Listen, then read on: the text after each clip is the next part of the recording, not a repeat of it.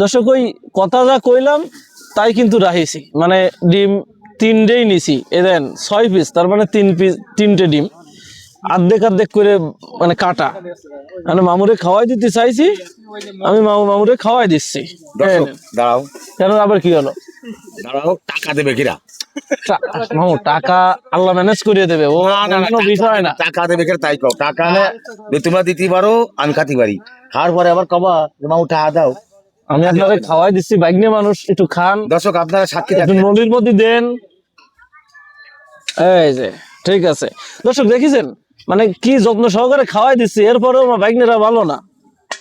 আর এক পিস, না না না না না না, আমি আজকে খাবো না। না না, আমি কথা যা কই, না না আমি আমি না না না, আরে বাবা টাকা আমি দিবেন, খাও। দিবেন তো?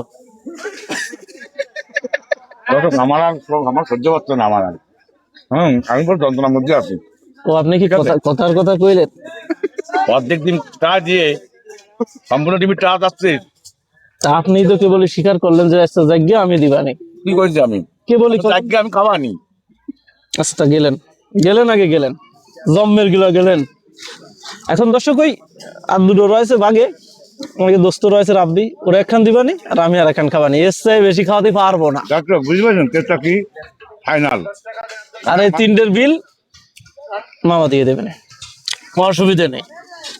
মামুরা ওরাম দে, কালকে থেকে আমি আয় আয় আয় আয়, আসবেন না? আমি আর আসবো না এখানে। আসার দরকার নেই, আপনি পারেন, দূর হন।